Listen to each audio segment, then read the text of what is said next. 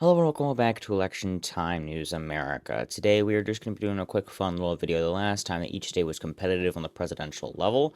There are some that were never competitive on the presidential level, and we'll be reviewing those, but also every single election going back to the 1960s, and there's one state that's in the 1910s. But other than that, there are two areas that have never been competitive, and we'll go over the description of that and all that in a bit. Election Time News, your one stop for all things elections and politics, from summations to poll reviews and news. Subscribe below for more content that's about American, Canadian, and Australian elections. Also be sure to follow Substack, Threads, Instagram, and X, as well as our website, electiontimene.ws. Linked in the description below for news feeds and our latest predictions. Remember, there's never a dull moment in politics. So, what we have here is the map, and so the overview is basically that, yeah, we're kind of going to have the electoral votes. It doesn't really matter that much. I just wanted the divisions here because those actually do vary. And what's going to happen is we're going to look at competitiveness as less than 6%, aka if you were looking at them before a presidential campaign and you knew the national environment, would they be worth a campaign stop? Is more or less what we're looking at. So I changed the margins on Jackson Jude so that anything above 6 is going to be that dark color, and anything less is going to be that tilt shade. So I'm going to turn off flip states real quick because those don't matter right now. And so what we just need to see is the margins. So to start off with things in the beginning, we're going to do the 2024 competitive states. So let's start off with, that's going to just be the ones that we've seen. The swing states were all under 6 percentage points. That's not that surprising. Add in the 2016 swing states as well, at minus Colorado and New Mexico. Those were both more than 6 for Harris, as well as Ohio, Iowa, Florida. Those are more than 6 for Trump. And then also add in the state of New Jersey, which was a bit unexpected, but it did come in at just under 6 percentage points for Harris.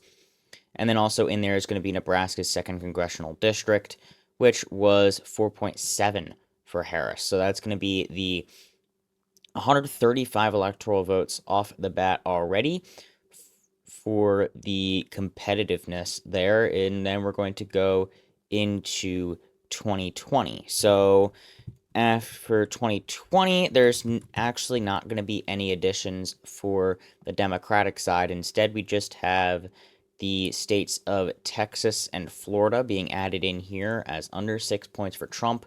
Texas 5.6 and Florida 3.4%. Nothing else changes, and actually quite a few states here end up going out of the unsafe region for Biden at that point.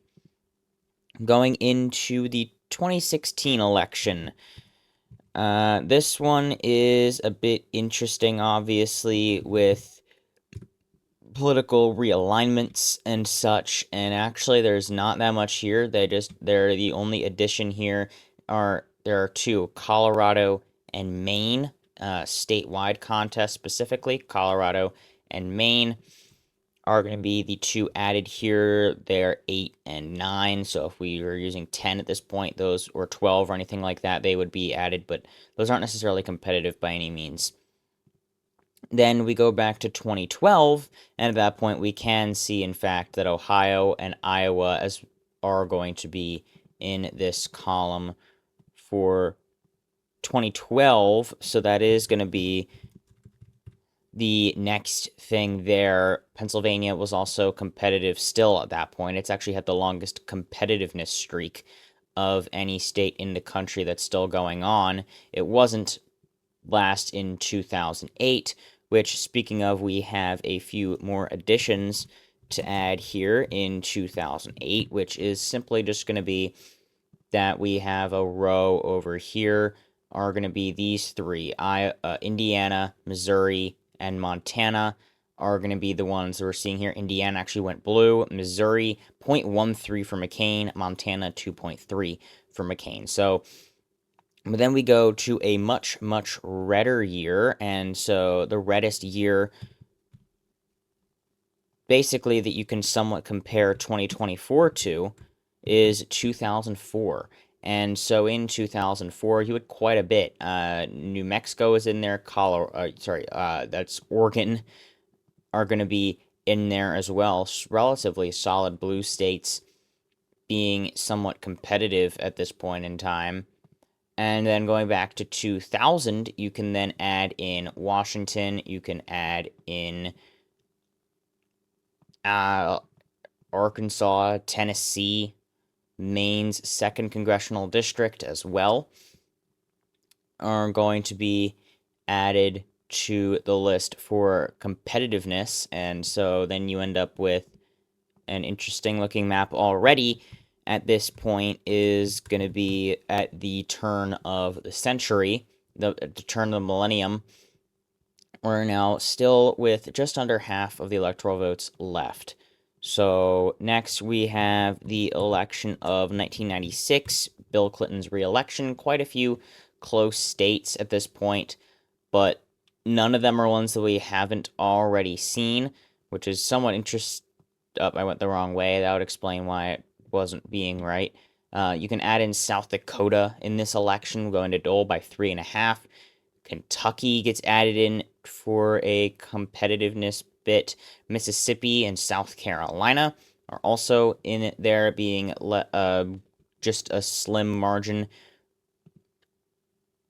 So all of those are going to now be added to the map. That's only 26 electoral votes, though. That's relatively low as far as things go. And then next is going to be 1992, which was somewhat the end of the conservative revolution. You have in this column Wyoming. Additionally, you have Kansas. There's also Louisiana finally is in there as well. So now we have the entire southern belt here is going to be in that column at some point. So that's going to be in that column. So at this point, we're just looking now still at those competitive regions. We're going to be going back next to the 1980s. This is going to be a bit interesting because quite a few generally safe blue states were made competitive back in 1988 and before because of how strong the Republican performances were. So looking back at 1988, we can now see that California is on that list, added on there as well as Illinois and New York. So those are big ones right there. That's 101 already right off the bat. You add in Maryland, add in Connecticut. Now it's actually almost breaking. You end up having Vermont. This is the last time Vermont went Republican. So, and you can add in West Virginia. So now it's just 10 shy of actually breaking what we have so far for 2024. So 1988 definitely was a large year for competitive states, but mostly because it was all with the strength of the Republicans in that era. Next, we're going back to 1984, which was a blowout election. There actually weren't many competitive states in 1984, just a few here and there, which we can now add Massachusetts and Rhode Island to it. But other than that, there are no other added states, and there are only 4 to begin with. So that's not too huge of a surprise, though. But go back to 1980, the entire South was, in fact, competitive, which we can then add in Alabama to. So that's going to be a new addition. Is going to be Alabama. And also, you can see Georgia is basically the only safe state down here for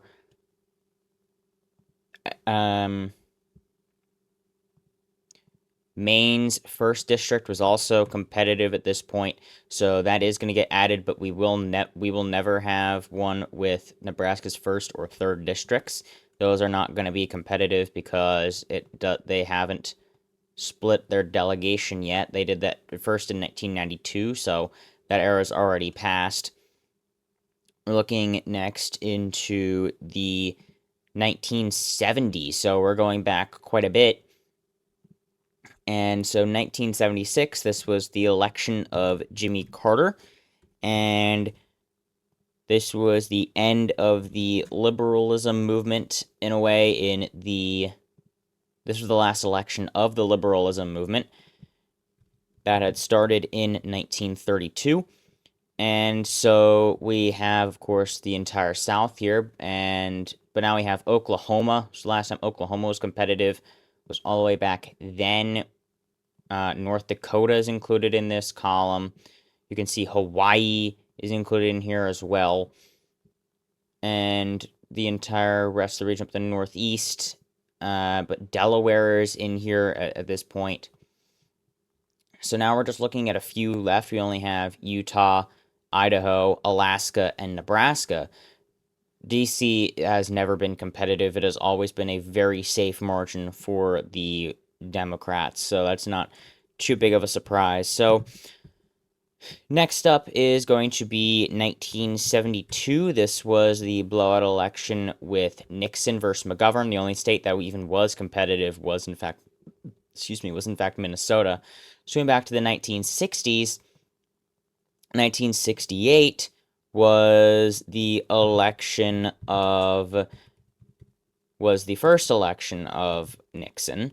And so we have, what we're looking at here is just going to be the addition of Alaska to the list. And now we have quite a few competitive states, 124 plus 158. Most of them actually were competitive back in the era of much less polarization.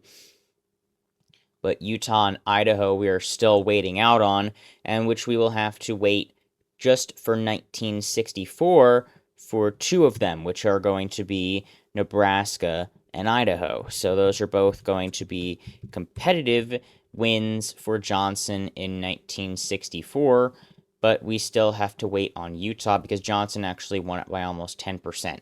So in order to find where Utah was last competitive, now we're essentially done with those, we actually do have to go all the way back. So finding all the way back 1948, 44, it was always conservative, but at this point, the Democrats were conservative. And here's the liberalism movement as well with Roosevelt.